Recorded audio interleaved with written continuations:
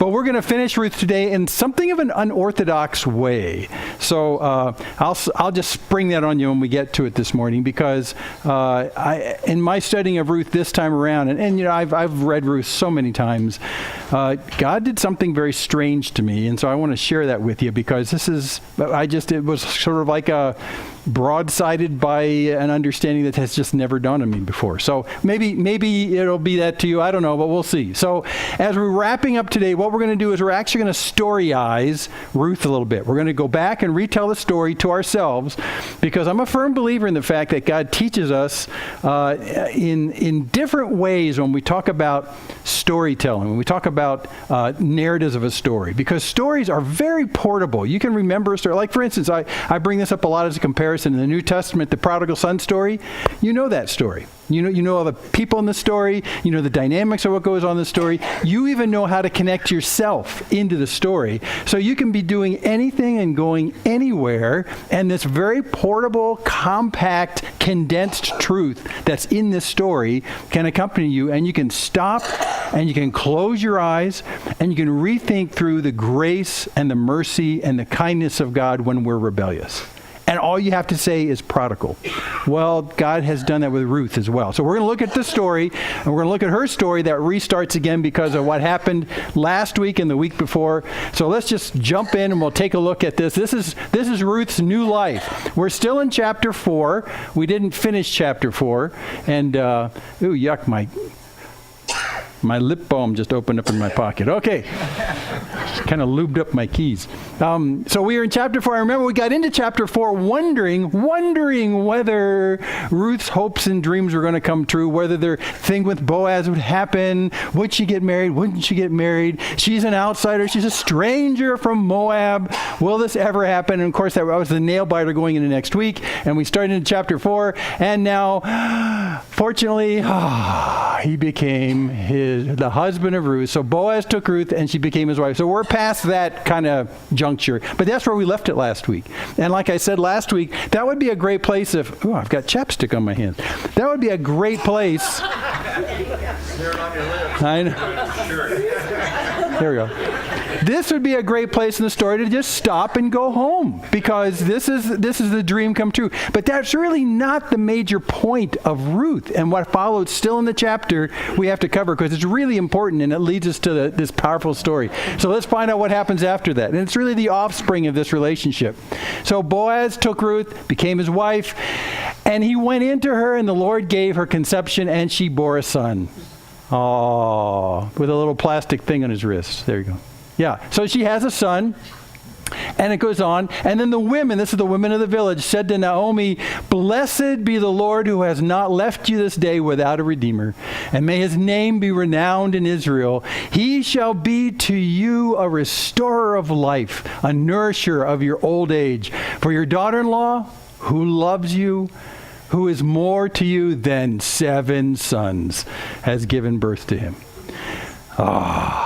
More than 7 sons, right? So this is the marvelous thing, because remember, Naomi came back. That's the mother-in-law. Naomi came back, a widow, back to Bethlehem without any real legal standing there. She comes back to there, and the story goes that Naomi is not the one who married. It's her daughter-in-law who married. Her daughter-in-law. But because the daughter-in-law then has a male child, this male child will become basically, in a sense, the restorer of the entire family line. And Naomi, being the mother-in-law, will benefit from that tremendously. So the women of the village see this, and they say, "Wow, isn't this astonishing for you, Naomi? We are celebrating with you, because now there is one who will be renowned in Israel, and he will be the one who restores life and is a nourisher of you, because this has happened, and this has come through your daughter-in-law." This is an incredible thing. And by the way, that Ruth, better than 7 sons. And you know, at this point, you have to sort of agree. I mean, remember in the story, early in the story, and we'll come back to it, she lost her 2 sons, Machlon and Kilion. She lost these 2 sons. So in a sense, her entire future is lost when the 2 sons are lost. Would anyone ever think that gaining a daughter-in-law from Moab would be better than 7 sons? Yes, and that's really what the story that's going on here. This love that she has, and now she gives birth to this son who's really quite important in the entire story. Then Naomi took the child, laid him in her lap, and became his nurse. By the way, it doesn't mean wet nurse. It just means she cared for him. That's what that is, like a grandmother. And the women of the neighborhood gave him a name, saying, "A son has been born to Naomi." So they named him Obed. He was the father of Jesse, the father of David. Obed. So this is the only case I know of in the entire Bible where the parents did not name the child. The women in the village named the child, which is kind of interesting. The women in the village named the child Obed. So you always name a child based on a chief characteristic of the child, which is why as the child grows, if the child displays new characteristics or new skills or proclivities, you change their name to match who they are now rather than who they were when they were born. Well, this child born to Ruth, and who is the grandson of Naomi, this one is going to prove to be the restorer and nourisher of the entire family. So Obed actually means servant or serving. He will come to be the one who serves the family. Because of his existence, he will bring life to everyone. He'll serve in that sense. So the women of the village say, you know what? You need to name him Serve. He serves. He serves your family. He's critical to you. And so that's where they name him. And he was the father of Jesse, who was the father of David. And so now we're starting to tickle on what the importance of this relationship is. Yes, we are all glad about the fact that Ruth married Boaz. Woo! We're all happy about that. But coming out of this comes Obed, who's the father of Jesse, who's the father of David. It would very much be the case that if indeed Ruth had not married Boaz, David wouldn't be. And if David wouldn't be, then the line of David wouldn't be, and the Messiah wouldn't be. So the entirety of the coming of the Messiah, the King of Israel, is hooked on Ruth and Boaz. Can you believe that? And not just Ruth and Boaz, but Ruth, who is, and did I quit? Yeah. Yes. So, where were we? Obed is father of Jesse. Jesse is the father of David. The entire line of the Messiah seems to be hung on this tenuous connection of this young Moabite woman who happens to run across this family who's left Israel. Why? Now, you look at this and you say, this is an extraordinary coincidence or a really low probability event. But when you look at the line of David as it's kind of is prophesied and who the Messiah is going to be, where it's going to come from, this is not an accidental event. What this does is it raises the issue of this thing that we call providence in the Bible, where God is more in control than you would ever think he is. And he's in control of what seem like ordinary human circumstances. But in the human circumstances, even though we make our choices, we do our thing, sometimes we are good, sometimes we're bad, even still in the midst of all of that, God's in control. And this is the providence of God being proven again. But he's also proving another point about this. And that's what we'll look at in what comes up next in these generations that follow. Because this is really intriguing. And here we come to the end of the chapter, the end of the book. Now these are the generations of Perez. Perez fathered Hezron. Hezron fathered Ram. Ram fathered Amminadab. Amminadab fathered Nahshon. Nahshon fathered Salmon. Salmon fathered Boaz. Boaz fathered Obed. Obed fathered Jesse. And Jesse fathered David. So now we have the entire picture of everything. By the way, starting with Perez. Perez is the son of Judah. Okay, so we know we're in the tribe of Judah right here. And again, I don't know if any of you went back and took a look at it, but Perez comes about as the son of Judah through very tenuous and kind of embarrassing circumstances. So this entire line is not a line of sinless people. This is a troubled line. Well, let's put it this way. This is a line of normal people. Right, yeah. Not a line of kingly people in any particular. These are just normal people. And not only normal people, but mixed normal people. By the way, remember down here, Salmon? He's married to Rahab. Remember that? So Rahab is the mother of Boaz. You remember who Rahab is? She's the prostitute who lives in the wall of Jericho. So the first thing they do when they come and they go into the promised land and Joshua's leading them is they come upon this gigantic walled city of Jericho, and this woman, Rahab, participates with the spies and makes things happen. She's a prostitute. And she is the mother of Boaz, who's the father of Obed, who's the father of Jesse, who's the father of David. And then when you go down one more notch, Boaz now ends up being married to Ruth. Now, why are these two important? Well, because these two women are both very Gentile. Yeah. So now you have the line of the Messiah through David contaminated by the Gentile. Well, I shouldn't say contaminated. It's a deliberate thing God has done to wind into here. And in fact, if you're into genealogies, you'll realize that Obed right here is only a quarter Hebrew. Add it up. Yeah. He's only a quarter Hebrew. So why in the world would God take the genealogy of the Messiah and put it in such a way that this fella Obed is really only a quarter Hebrew himself, and then you're going to get to David, and then you're going to get to Jesus? That's deliberate on God's part. And what's God trying to tell us through that? Well, God's trying to tell us that this pure line of the Jews is not as pure as you might think it is. And in fact, maybe when we talk about the promise of the Messiah, maybe the promise of the Messiah leaks over into the Gentile camp. Maybe the Gentiles are part of this plan, because no one from the Messiah or from the line of David can say, we are Jews because David himself is a full-blood Jew, because he's not. I mean, his grandfather is only a quarter Hebrew. His grandfather is mostly Canaanite and Moabite. What? That should, in any kingly line in the world, disqualify him. Now, if you follow the royals in England, and you follow them closely, you follow through the life, the genealogy of where they come from, the Windsors and the Tudors, and you go all through all that kind of stuff, and you become a king or a prince or a ruler based on whether your bloodline is intact and pure to the right places, right? That's not just England. That's everywhere is like that. Everywhere is like that. We are one of the few countries in the history of the world where the bloodlines don't mean anything. Nothing at all. But this is the idea with kings. And now here, the bloodline of David has Canaanites and Moabites, both cursed. Both cursed. So this is kind of a fascinating thing. So here, just in mentioning this, God is opening up, probably for the first time in the Old Testament, the prospect that it could very well be that the Jews are not the only ones that the Messiah has come for. And in a sense, in fact, it started to tickle this idea that the new covenant might actually be included in the old covenant, because now we have Gentiles involved. And this is where this is going to get interesting, because as I started to think through this and meditate on this and think, God, what are you trying to tell us with this commingling of the Canaanite and the Moabite? You're hinting at something, and I think I'm missing the hint.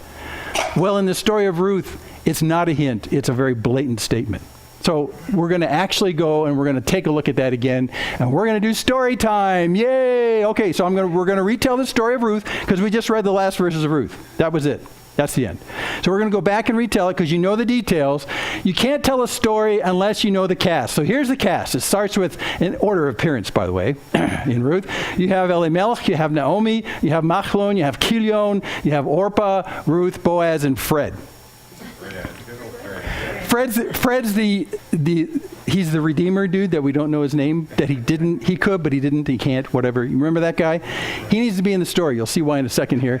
So Elimelech, and so here's, if you've forgotten where we came from, here's where we came from. Elimelech is the husband of Naomi, and of course that makes Naomi the wife of Elimelech, and they have two sons. You have Machlon and you have Kilion, and then you have Orpah, who ends up marrying Kilion, and then you have Ruth, who marries Machlon, and then you have Boaz, this single landowner guy back in Bethlehem. He's the kinsman redeemer number 2. He's second in line. Fred's kinsman redeemer number 1. He's first in line. Okay? Got the characters? Are you ready? Okay, so we're going to retell this story in a way that's portable for you. And what I'm going to try and do is include some motivations, because when you do storytelling, you have to have the motivations clear. The story has no meat to it. It has no compelling nature to it.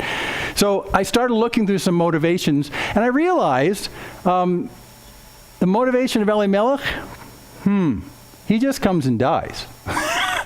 We'll come back to him. Naomi, well, as you go through the story, she starts out as pleasant, because that's what her name means, and full, that's how she was by her own account, but then she becomes empty and bitter and then later restored. So that's the arc of her emotions and her motivation she goes through. Machlon, all I can think of is he's a very good judge of women, because he married Ruth. Yeah, okay.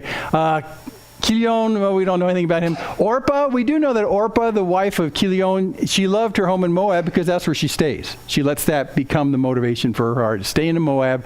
Then you got Ruth, of course, book named after. She loved Naomi and her people, and she loved her God as well. So Ruth really does attach herself to the entirety of the nation of Israel and its God.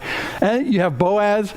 We could say a lot about Boaz. He's a man of perception. He saw Ruth, in the midst of this kind of time of harvesting. A man of perception, great integrity, action, a man of action, a man of great sacrifice. We could say a lot about Boaz. He's just really quite a guy. And then you got Fred, who's legally attuned, but he's relationally impaired. I mean, that's all we can say, because he's kind of a question mark. He shows up without a name. He shows up as the first potential redeemer of Ruth, and he says yes. And then when Boaz brings up the fact that Ruth is part of the deal, he says, no, I can't. He's kind of an enigma in a lot of ways, but we're going to leave him an enigma, and he needs to stay in the story, okay? And I also realized we missed a significant part of some motivation from Elimelech and Naomi, and we're going to go back to this for a second before we tell the story. And we passed right over it because it's in the very first chapter of Ruth. We just went right past it. We just didn't, what? Okay, here we go. To see what we're talking about, we need to go back to this genealogy again. And let me ask you, Elimelech and Naomi, which line here, what generation are they in? Where do they come from? What's their generation? Who are they peers with? You should be able to figure this out. I'm gonna point to someone and embarrass them in just a minute. Number 4. No, I'm not going to point. Here we go. Right there. Because Naomi and Elimelech have sons, and one of those sons marries Ruth. So that makes them the generation before that, okay? Well, I think we sort of knew this. Rahab and Salmon, Naomi and Elimelech. But what do we know about Rahab and Salmon?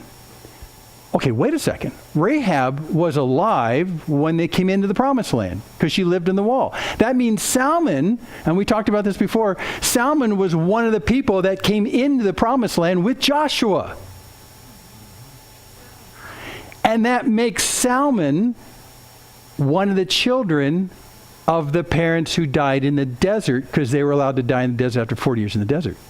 Okay, you putting this together? Rahab allows us to put this whole picture together. So that means that Salmon was a child of Nahshon, and Nahshon was one of those original people that left Egypt and died in the desert, and then their children, Salmon, came in. Okay? So when you get to someone like Salmon, you realize that Salmon is someone who indeed understood what the promised land meant after living in the desert. Someone who came in and fought with Joshua potentially to push out the people who had gone into the land evilly. So Salmon understands the value of the land and its promise. So here's the question that starts to come up. If indeed that's true, that means that Naomi and Elimelech probably were children of the parents that died in the desert. That means they understand the value of the promised land, the value of this place where there would be land flowing with milk and honey, a wonderful place, a place where God would be. They understand more than anyone else in these generations the promise fulfilled as they came into the land with Joshua. Okay? Which raises a fascinating question from the beginning of Ruth. Salmon, Naomi, Elimelech were of the generation who followed Joshua into the promised land. Their parents had been freed from enslavement in Egypt and died in the desert because of their unbelief. So the question that comes up that just bugged me forever and ever, after all of that, why would Elimelech and Naomi leave the land? Promise fulfilled, brought into the land, saw their own parents die in the desert because they would not believe that God would actually deliver the land in their hands. Of anyone, that first generation should never, ever think of leaving the land. And yet Elimelech and Naomi do. Why would they ever do that? And we're kind of pushing our way to some motivations from these two. Well, we read Ruth, and you say to yourself, well, it says right here on the page, they left because there was a famine. And, we go past that and say, well, yeah, that sort of makes sense. When there's a famine, you leave, you find where the food is. But wait a second. The promised land was a place where God said it flows with milk and honey. It's a place where God promised he would take care of the nation. So, okay, say there is a famine. There's one of two problems going on. Either God has not been faithful to his promise, or the people have not been faithful to their promise. And when you realize that Ruth comes out of the period of Judges, it's not God who's at fault, it's the people who are at fault. So the famine is something they've brought on themselves, even though God's promise to provide still exists. And that's where Elimelech and that's where Naomi are. They're ones, why would they leave the land? There's only one answer, because they no longer put their trust in God. That's just clearly it. Because if you came into the land, you came out of the desert, you understand the promises of God, you see the promises of God actually happen before your very eyes as you come into the land, and then suddenly food is short, your best bet is to say, well, God told us he would be with us in this place. We need to just hunker down here and pray and come to God and say, God, you promised you would feed us when we came here. We're going to stay here and do that. But instead they said, no, we're out of here. Which really says, not that the land failed, but that God failed. And they left the land. Now that changes the whole context of the story of Ruth. I mean by a lot. Because when they find themselves in Moab, they're doing that because they're running away from God. Because they have lost their own faith in who God is. Maybe God is no longer in the land. Do you remember how Naomi characterized it when she decides to go back to the land?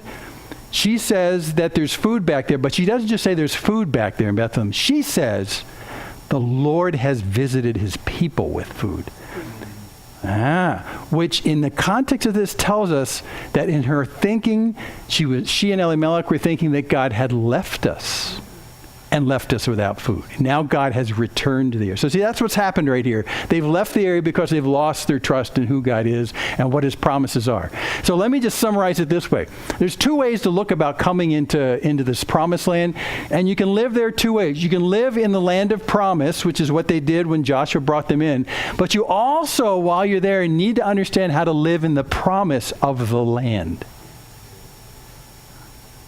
One of them is a place, the other one's a relationship. So even though the land is a place where God said his promises to the nation of Israel to protect them and provide for them would happen, really, the offer of being in that place was relationship with God and trusting him. The land wasn't magic in any particular sense.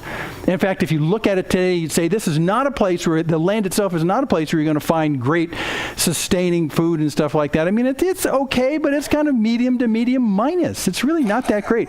But what makes the land different is that God says, I'll be there and I will feed you and I will protect you and I will water your land and I will do all these things. I mean, it's very much, because we're talking about a place and a relationship, it's very much like, imagine a newlywed couple. Okay, a newlywed couple, and they come back from their honeymoon. They go into the first house they're going to live in together, right? And he sweeps her up off her feet, and he carries her across the threshold, all that kind of stuff. Brings her inside the home, and inside the home they're embracing and they're looking around, and he says to her, "Honey, this is the place I provide that represents my love for you. This is where we're going to live together, and you're going to understand my love, and we're going to love one another, and it's just going to be a wonderful place to live, and it's just great."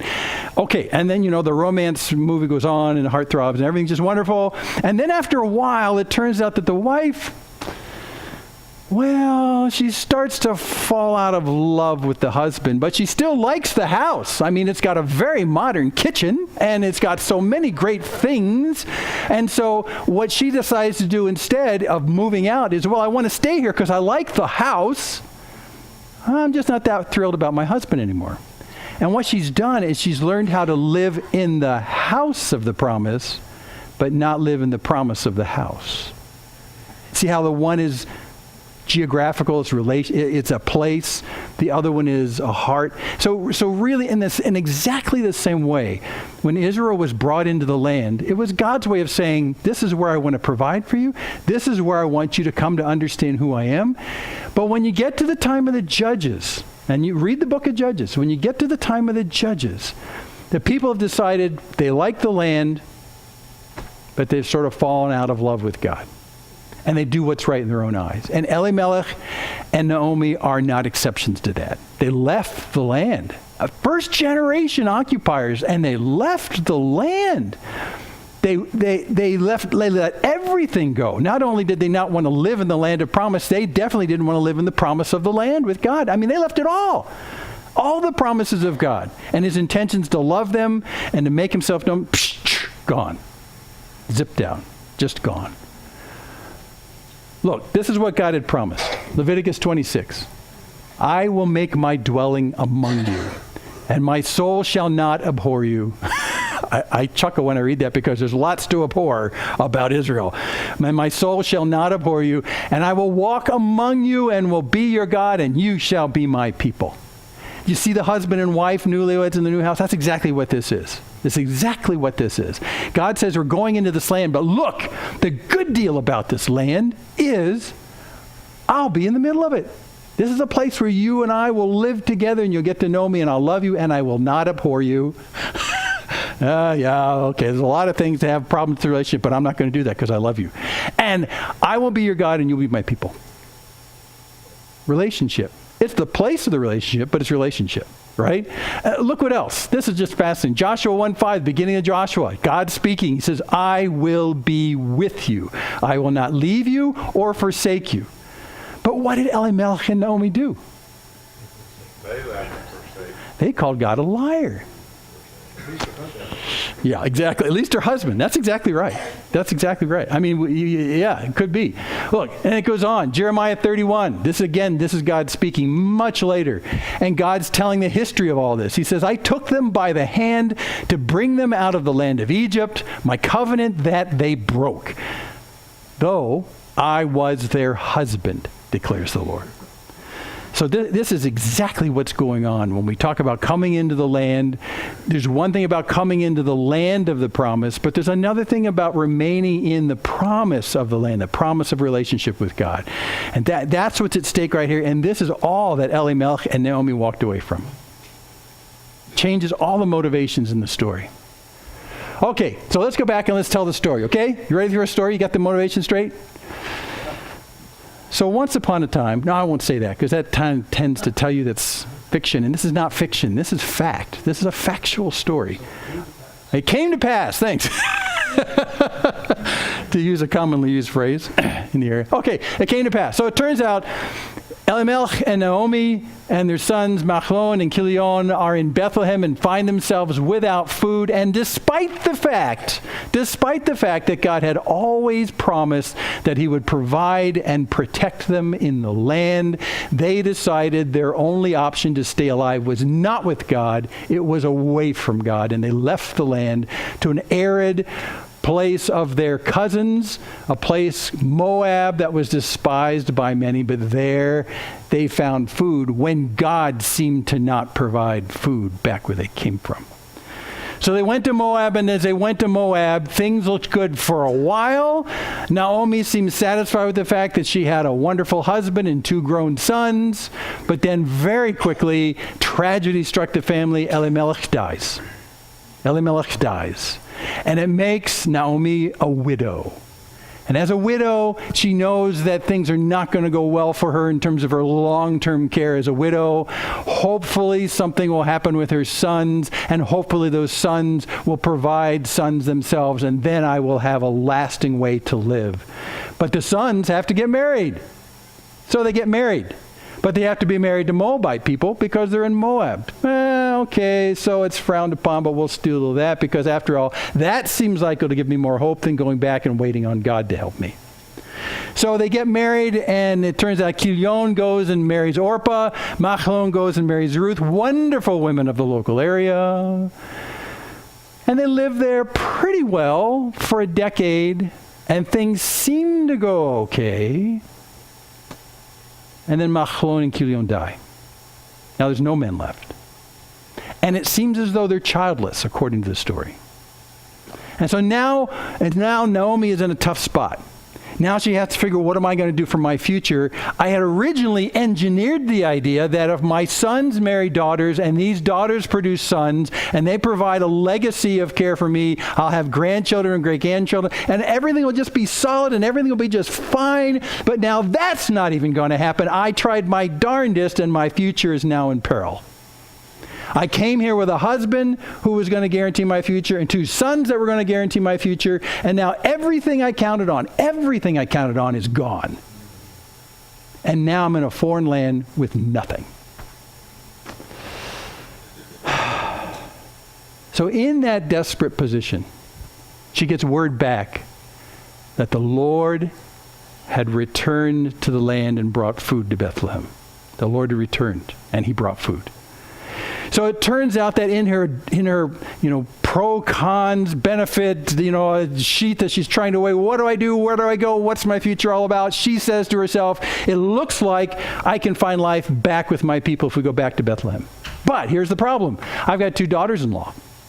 So she says to the 2 daughters-in-law, look, there's no way in which I'm going to be able to make more baby sons for you to marry. Because you'll have to wait your entire lifetime for them to get old enough to marry you. So that's just like a totally stupid idea. That's not going to work. So you really have no reason to stay with me if I can't produce sons for you. So here's the deal. I'm going back to Bethlehem. You are free. I'm releasing you to stay here in Moab. Just be with your people. You'll be able to remarry here. Your futures will look bright if you stay here. Just stay here, because if you come back with me to Bethlehem, you'll be a stranger there. You'll be an outsider. You'll be a foreigner. And while she didn't say it, it's really strongly implied that if you go there as a foreigner, you probably will never marry there because you're a foreigner. So she breaks this to the 2 daughters, and the 2 daughters think about what to do. They're both struck emotionally, and they cry, they weep, and they come back to Naomi, their mother-in-law, and they say, look, we just don't want this to happen. But they are not successful in getting Naomi to stay. She's going to go back. And so Naomi releases them again, and the 2 of them look at each other, and Orpah says, okay, I'll stay back here in Moab. But Ruth, something's happened in Ruth. Because in this decade that she was married to Naomi's son, she saw something in Ruth and in Elimelech and in the 2 sons that told her something about this land that this foreigner, Naomi, had come from, this land of Israel. She saw something in this family, even though they seemed to be fleeing the God of Israel. Even in the midst of that, there's something about these people that were strangely attractive to Ruth, that was very unlike her people in Moab. And so Ruth says to her mother-in-law, you're going back to Bethlehem, I'm coming with you. And in fact, not only that, but your people will be my people, and your God will be my God. There's something about the God of Israel that was relayed through the lives of Elimelech and Naomi and Machlon and Kilion. Something about this family tells me that this God is worth me putting my trust in. And after all, I've fallen in love with my mother-in-law as well. I'm willing to walk away from my entire culture, my entire people, maybe even my entire married future with children. In fact, probably so. And all I will be for the rest of my life is someone who lives with her mother-in-law and loves her, and that would be enough for me, because there's something about this woman and her people and her God that I've got to pursue. I've got to pursue. And so with that little bit of faith, Ruth walks away from her entire life. Her family, her friends, the possibility of a married future, the possibility of children in the future. She walks away from all of that. She gambles all of that on the tiny information about this God of Israel and the people that he's created, and this particular family who, even in their lowest place spiritually speaking, seem to reflect something that's too good to let go. And so she follows her back. So they come back to Bethlehem. When they come back into Bethlehem, it turns out that the entire village is just gobsmacked. They're just, is this Naomi, who's been gone for so long? Is this her? And immediately Naomi says, don't call me Naomi, which means pleasant. Don't call me pleasant. I am not pleasant. I'm bitter. I left here with everything. I came back with nothing. I've got nothing. Don't call me pleasant. I am not pleasant. I'm bitter because of my loss. Little did she know that sometime later, all the women in the village would say, that woman with you, that Ruth, is worth 7 sons. But she didn't know that. She didn't know that. She didn't know what was figuring in her future. In her perspective, when she came back to Bethlehem in desperation, almost against her will, she says, I left with everything. I came back with nothing. So change my name to Mara, to bitter, because I'm done. I've lost everything. And she comes back to her home. And they accept her. So in this time where they're trying to survive, and Ruth, the daughter-in-law, she's helping to provide food for the family. I mean, they deserve nothing in this land, really. So mother-in-law, Naomi, says, well, what you can do since it's harvest time is you can go out while they're harvesting. And we have this deal that we do in Israel. It's a wonderfully gracious thing that we do all the time, which is when the owner of a land and it goes through and he harvests the land, you are not to pick everything, and you're supposed to leave some behind, and you're supposed to allow gleaners to come behind and catch the grain that you don't get the first time through. Don't even go through and harvest twice. You harvest once, and what you leave behind goes to the gleaners. Anything that falls on the ground, that's not yours. You leave that to the gleaners, okay? So mother-in-law Naomi says to Ruth, go out and maybe we can find some food. So she goes out and randomly picks a field, and asks if she can glean. And they allow her to glean. So she gleans in this particular field, and there's food to take from that. And after this first gleaning, an amazing thing happens. She meets the guy who owns the field. And he loads her up with enough grain that she can barely haul it home. Not only that, but in the middle of this gleaning process, they're having supper out there. And this guy who owns the field says, here, have some of my supper even. And allows her to eat until she's got too much to eat, which is probably the first time that's ever happened since they moved back to Bethlehem. More than she can possibly, just tremendously gracious offer on his part. And he says, and here's some more, take this home. And he takes it home, and as soon as she brings it back home from the field and shows up to her mother-in-law, she's got this gigantic bunch of grain, 60 to 80 pounds of grain. Wow, what a great gleaning day that was. And she comes in, and the first thing that Naomi says is, wow, whose field did you glean from? And she says, what? This guy named Boaz. And a bell goes off in Naomi's head. Boaz? Boaz? Yeah, Boaz. Boaz? Yeah, Boaz.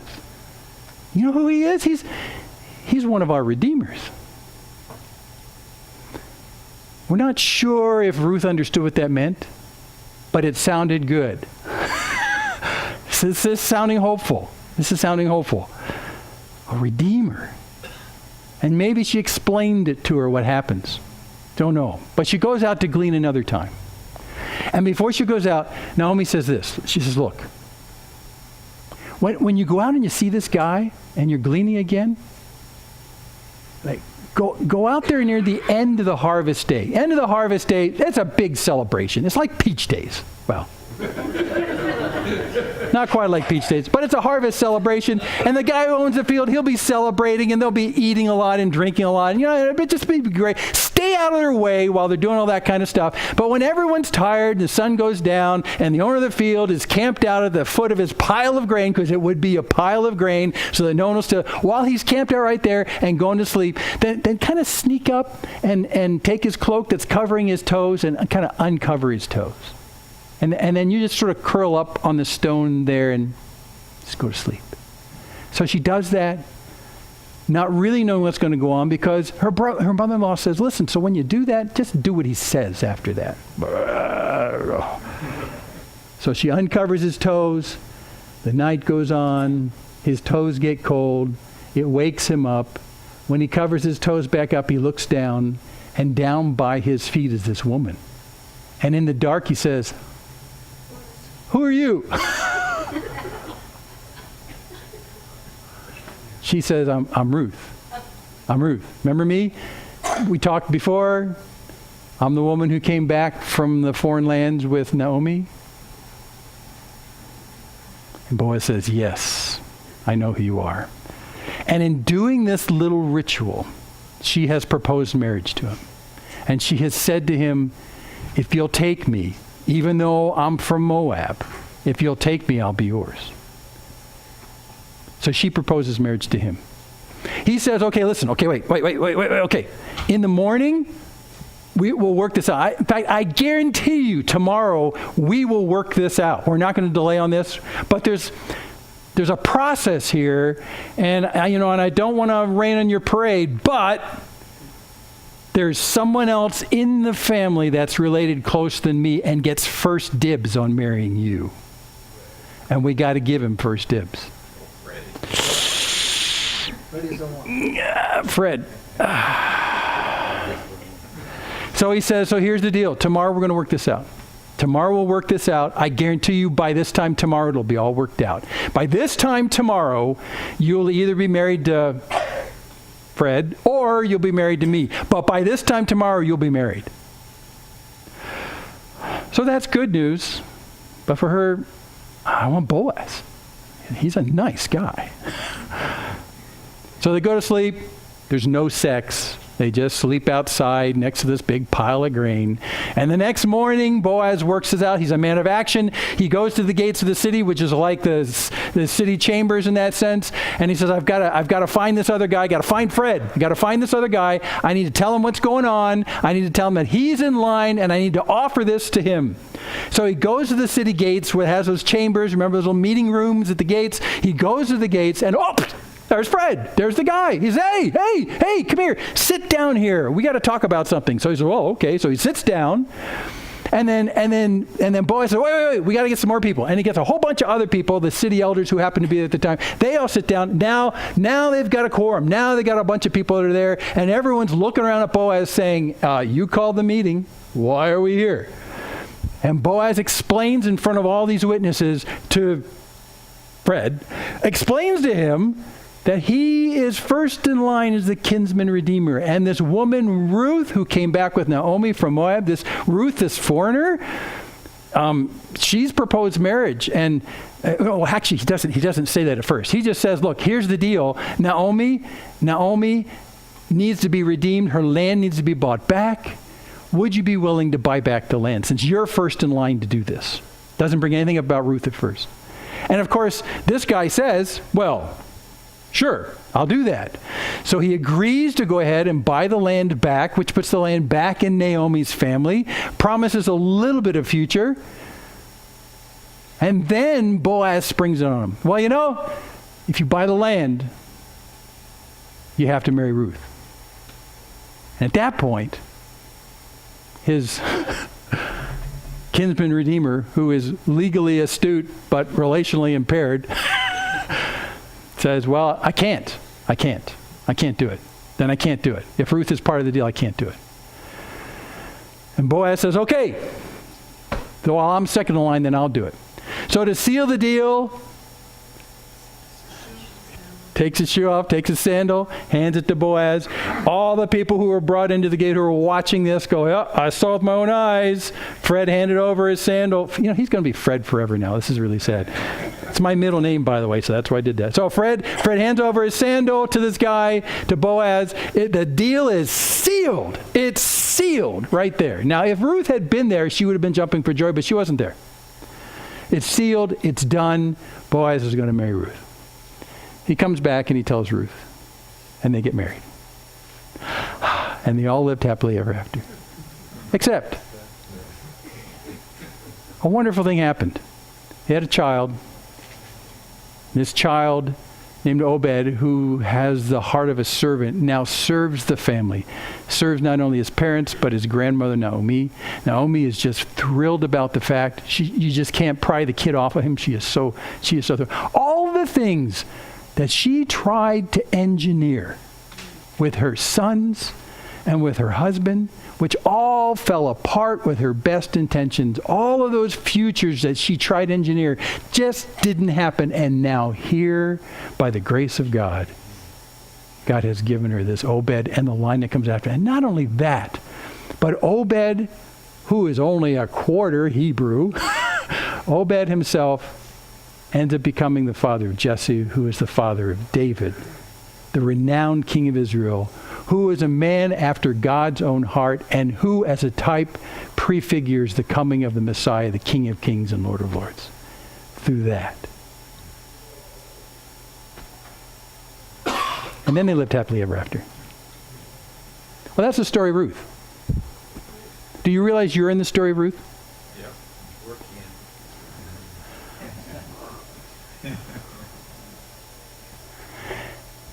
The next time I get a chance to explain to a Jewish friend of mine why I am a believer in the God of Abraham, Isaac, and Jacob, I'll tell them the story of Ruth.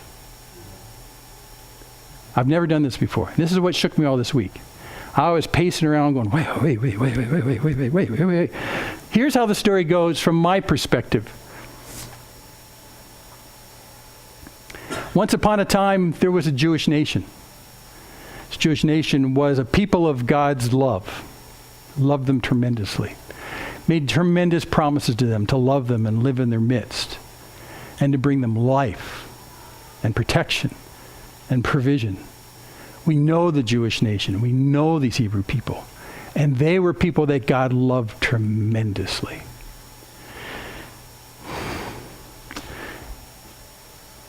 And then there were Gentiles in the world. Gentiles who were not technically part of that promise from the Creator God himself. People who had always been reminded by the Jews themselves that they were outsiders and didn't have any place in the promises of God. Because the promises of God existed for the people of God.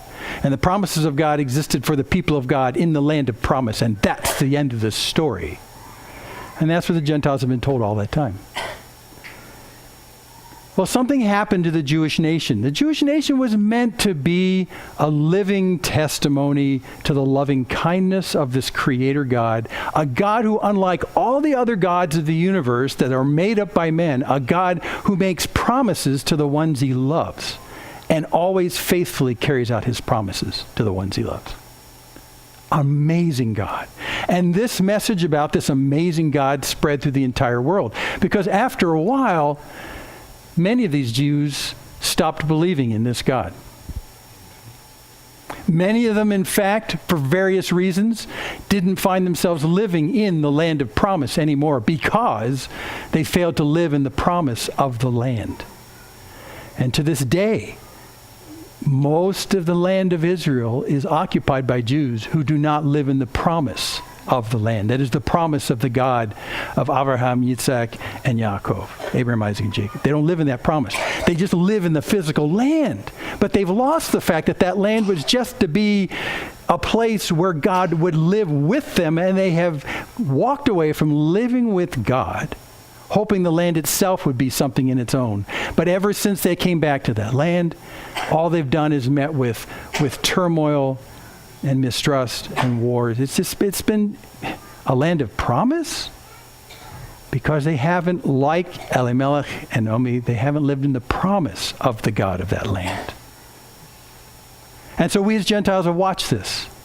There's still something about the Jews. There's still something about the Jews. This promise that comes from God that won't be violated, that won't expire in any kind of way. It's a promise that we don't take the place of. It's still there to this very day. But even in the midst of the failures of the people of the promise, just like the failures of the people of Elimelech and Naomi, even in the midst of those failures on their part, God still seems to be faithful and itching for a chance to be gracious. What kind of God does that?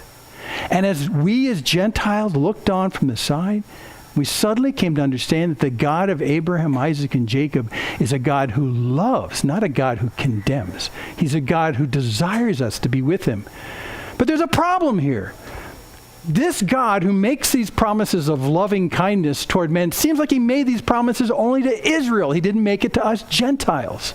We're outsiders. We're strangers. We deserve nothing of this loving kindness of God. He made those promises to these people, and these people themselves walked away from the promise.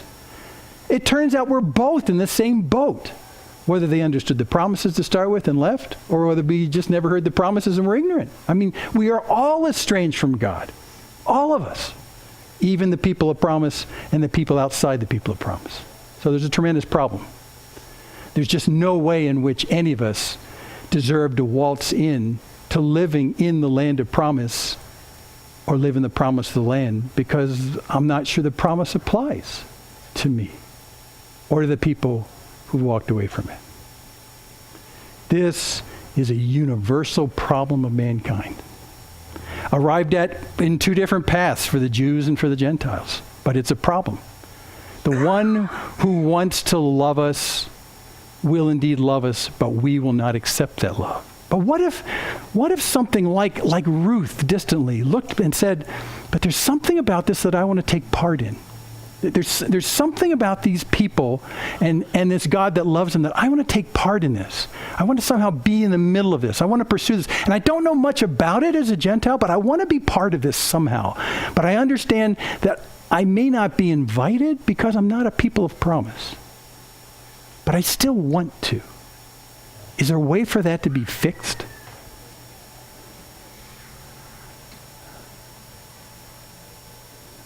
There is. Because another Jew came along. A perfect Jew came along. And he said, I understand your problem.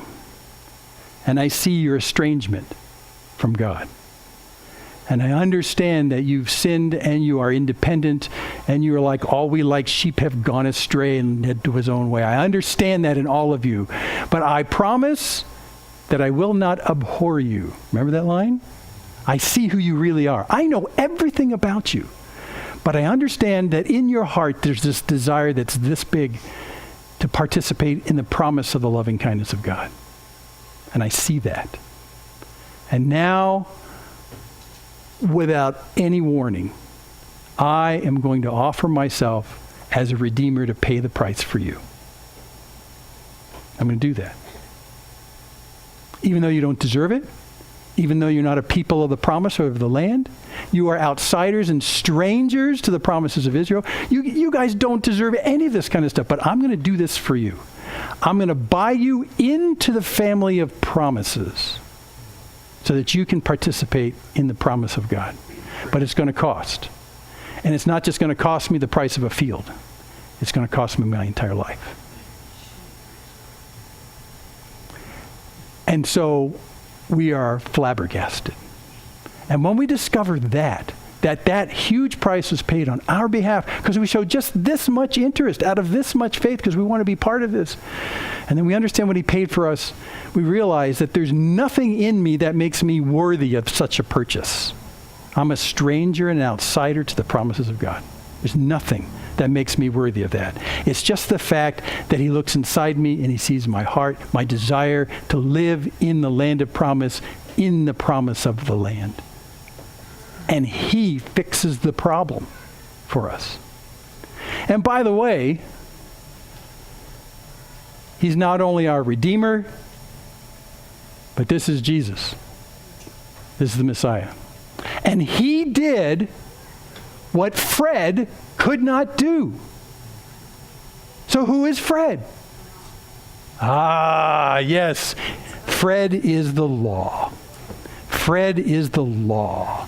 Fred is the one who wanted so much to redeem us, but he was legally astute but relationally impaired. He could not restore our relationship with God. He could buy us back into the land in some sense, but that wouldn't mean anything because we not only have to be people who live in the land of promise, but we have to live in the promise of this God of this land. And the law could not do that in us. But Jesus could. Because at the same time that he paid the price for our estrangement from the promises of God, he also introduced us to a loving relationship with the Creator himself. and reestablished us in such a way that now we can live in the land of promise and understand what it means to live in the promise of God in the land. Fred couldn't do it in the story, and we didn't know why. But in the law, we see he can't. Look, it changes everything of how you read the story of the redemption. Acts 13. Let it be known to you, therefore, brothers, that through this man, Jesus, forgiveness of sins is proclaimed to you, and by him everyone who believes is freed from everything from which you could not be freed by the law of Moses. I can buy the land, but I can't create in you a heart that loves. Look at this. Romans 1. And this is a theme in Romans. And I'm going to give you a Romans challenge in just a second here. I'll just give you a few tidbits here. Romans 1:16. Look, I'm not ashamed of the gospel. It's the power of God for salvation to everyone who believes, to the Jew first and also to the Greek. So here's the problem. Even in the story of Ruth, Naomi has a problem because she and Elimelech left the land. They were both rebellious to God himself and claimed God was lying when he said that he would provide for them because they got up and left at the first sign of trouble. Will God provide for us or won't he? I don't think he will, so let's go.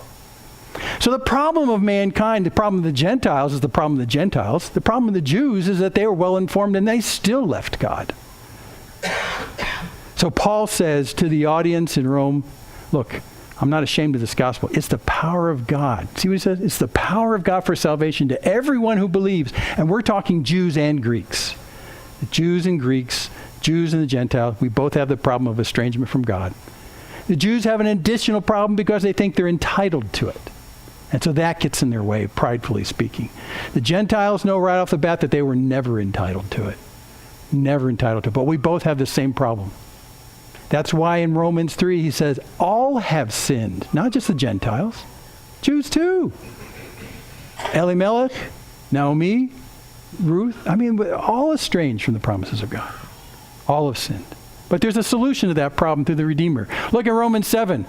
Likewise, my brothers, you also have died to the law. You said that doesn't work anymore. You've died to it. You've died to the law through the body of Christ so that you may belong to another. Remember that husband-wife thing? So you may belong to another, to him who has been raised from the dead, in order that we may bear fruit to God, for God. That bear fruit for God is the same thing as having babies. Productive. It ties up with the story really well. Romans 8. For God has done what the law, weakened by the flesh, could not do, by sending his own son, a Boaz, in the likeness of sinful flesh, and for sin, he condemned sin in the flesh. He didn't just say it was okay. He condemned sin in the flesh in order that the righteous requirement of the law might be fulfilled in us who walk not according to the flesh, but according to the Spirit. Romans 10. For Christ is the end of the law for righteousness to everyone who believes. This is already woven into Paul's thinking as he's talking here. In the story of Ruth and Naomi, the story of Boaz, Fred is well-intentioned, but by design unable to solve the problem of the estrangement. But Boaz can do it. The first solution, the original covenant, is unable to solve the problem. The new covenant, the second solution, can. The first Redeemer was unable to solve the problem. The second Redeemer was. You see it? I'm going to stop talking in a second here. So this romance of faith, hope, and love is not a romance of Ruth. It's a romance of you. It's a romance of you. In this story, we see ourselves as Ruth, the outsider who is visited by wayward Jews and wanted so much to be part of that extended family and to live in the land of promise and to live in the promise of this God of the land. That's Ruth. That's us. And at some point we raised our small little finger and said, I want to be part of that, but I've got a problem. I'm a stranger. And I don't know how to solve that problem. And God himself says, I've got it solved. I have provided a kinsman redeemer, a Boaz-like guy named Jesus, who came and paid the price for you and brought you into the family of these promises. along with the nation of Israel, which, by the way, the promises are still extended to. I want you to do this as my challenge. I want you to read Romans 9, 10, and 11 this week. And why? Because once you understand this very portable story, and once you understand that Naomi, in a sense, represents the nation of Israel, wayward but brought back through the righteous response of the Gentiles. Wait a second. Not because of the Gentiles, but influenced because of the Gentiles. Once you understand that, and you understand the ineffectiveness of the law, Fred, to be able to fix the situation, you will never read Romans 9, 10, 11 the same ever again. If you forgot what Romans is like, Paul builds this incredible argument about our salvation from chapter 1 to chapter 8, and it crescendos at chapter 8, and man, we as Gentiles are going, woo-hoo, that's extraordinary. Most of the evangelical church stops at chapter 8. But then when you get to chapter 9, 10, and 11, Paul answers the obvious question in the mind of the Gentiles in chapter 8, which is, well, that's really good for us Gentiles, but now what about the Jews? So 9, 10, and 11 are about the Jews. And if you read 9, 10, and 11, and you keep the story of Naomi representing Israel, of Ruth representing the Gentiles, of Fred representing the law, incapable, but, technically incapable, and Boaz as being the Messiah who would come and solve the problem for both groups, you'll never read Romans 9, 10, 11 again the same. I did it this week, and I was blown away. Things made sense like they've never made sense before, ever, in reading. So do that. Just try it. I'll ask next week and see if you had any response to it. But when you have this in your hip pocket, and you realize the players in this story, and you realize the relationships between them, and then you see what Paul's trying to describe about the role of Israel and the role of the Gentiles in 9, 10, 11, you will be astonished. And so much astonished after you catch that like Paul, when he does this little detour into talking about what's the place of the Jews now and the place of the Gentiles, and don't misunderstand what's going on, but the dynamic is something just like with Naomi, could not be planned on your part, could not be engineered on your part, but it happened nonetheless because God himself has engineered this. Then what will happen is when you get to the end of that account in Romans 9, and then Romans 10, and then in Romans 11, you'll end with the same kind of emotional outburst that Paul came out with at the end of 11. An emotional outburst after he recalls to himself the story of the Gentiles and the Jews, of Ruth and Naomi, of the unsuspected second Redeemer, Jesus himself. And Paul, in the midst of this, says, oh, the depth of the riches and wisdom and knowledge of God. How unsearchable are his judgments, how inscrutable are his ways. For who has known the mind of the Lord, and who has been his counselor, or who has given a gift to him that he might be repaid? For from him and through him and to him are all things. To him be glory forever. And that's the amazingness of the story of Ruth and Naomi, the Gentiles and the Jews. The Boaz that we know as Jesus, our kinsman redeemer, who has paid the ultimate sacrifice to bring us into the land of promise so that we can enjoy living in the promises of that land from this God who loves us. That's the story. That's the story. And you're in that story. Sorry for getting emotional. Next week, before I pray, next week we're going to jump into another one of my favorite women in the Old Testament. Oh my gosh. Esther. And I might cry then too. It's okay. Father, we are touched by the persistence of your loving kindness toward us. Lord, we see ourselves so much like Naomi, who tried to engineer a future and failed and left empty from her perspective. And Lord, it reminds us of the fact that when we do try and engineer our future in the absence of you, it's worse than second best. It's usually a failure. We try so hard. We try so hard to provide for ourselves. And then there you are, standing just off the sideline. There you are, waiting for us to give up on our own designs. And for us to appeal to you and say, I'm tired of trying to do this myself. You have promised. You've drawn me to yourself. You're the one that's drawn us to yourself. And you have paid the price in order to include us in this great plan of promise that you have.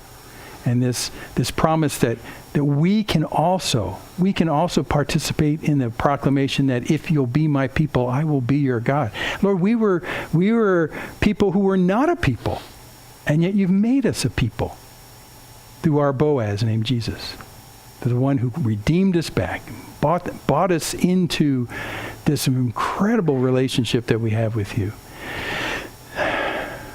Lord, I pray that through this week and through the years that you take this story of Ruth and Naomi and Fred and this wonderful Boaz, and that you would continue to remind us about what you have put together that Paul so gushes about in the end of Romans 11. It's just beyond understanding and beyond compare what you've done. You've gone ahead of us so that at that moment we raised a little fingertip and we asked, can we be part of this promise and be part of this God? You said, yes, I've got it all planned. You need to believe in the name of my Boaz, and his name is Jesus. And that's all. And Lord, at the same time as Gentiles, we pray for the Jews. We pray for those who are still quite wavered from you. Our heart breaks that so many in Israel today see themselves as ethnic Jews, but not as religious Jews. People who feel like they fit in that land, but they don't understand how you still yearn for them to respond to you and to come into relationship with you. Lord, we pray that one day you would, through the magnificence of your design, that you would bring them to an understanding that there is a Boaz for them too, and that they actually need a Boaz, a Jesus, to pay the price for their waywardness. Lord, we love you, and we love the fact that this story tells us more about ourselves than we ever really could have understood to start with. And we pray that you would continue to deepen in our hearts a tremendous love for you, a love for your love for us. And that, Lord, in the same way that guy came to Jesus and asked what the greatest commandment was, and the answer was, not that you live in the land, but that you love the Lord your God with all your heart, soul, mind, and strength, to live in the promise of the God of this land. Make us lights in a place that desperately needs to understand that. So thank you for this now. Your word is active and living and sharper than any two-edged sword. Thanks now in Jesus' name. Amen.